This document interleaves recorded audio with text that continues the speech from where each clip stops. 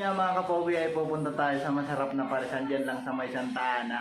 Na pre, kasama ko nga pala yung dalawang kaibigan dito, mga kapogi. Oh, ito mo pre, Samahan nyo kayo mga kapogi. Ay, mga kapogi, samahan nyo kami pumunta doon sa kainan ng parisan na yan.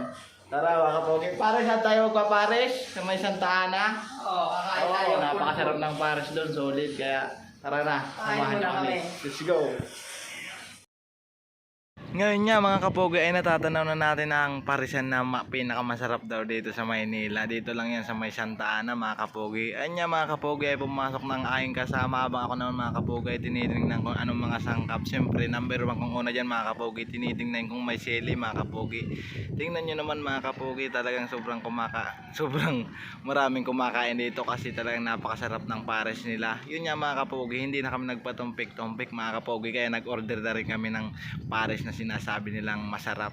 Kaya titikman na namin mga kapogi. Siyempre naman, kung talagang masarap makakarami tayo dito mga kapogi. Kaya mga kapogi, habang kumakain kami dyan na muna kayo, maghintay-hintay muna kayo dyan mga kapogi. Kasi kami dito pa lang. Habang kumakain kami mga kapogi ay panoorin nyo kami kung gaano kami takam na takam sa pares na yan. Nilalabo-labo ko na nga mga kapogi dyan yung mga samangkap. Nirorugang-rugang ko naman yata mare ngayang dalogihan.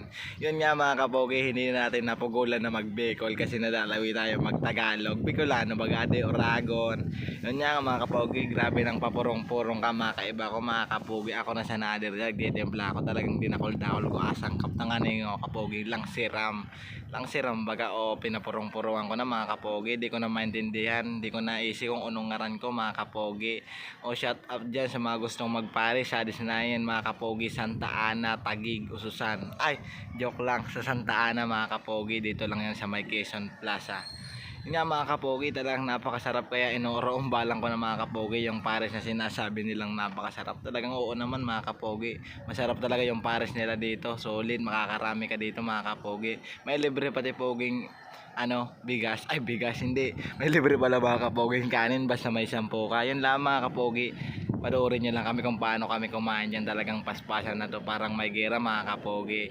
Yun nga mga kapogi, narap-harap ko yung mga camera dyan kasi marami talagang kumakain mga kapogi. Hindi natin mga kapogi napigilan na hindi mag-otro kasi marasarap talaga. Kailangan umotro tayo ng Canon. Yun nga mga kapogi, nag-otro kami ng Canon dyan kasi gusto namin magpakabusog mga kapogi para masulit yung pagpunta namin dito mga kapogi. Kasi maluluwi kasi kami mga kapogi pag hindi namin dito diramihan ng kain. Yun nga mga kapogi, tapos na nga pala kaming kumain dyan kaya nagbayad na kami ng kinain namin.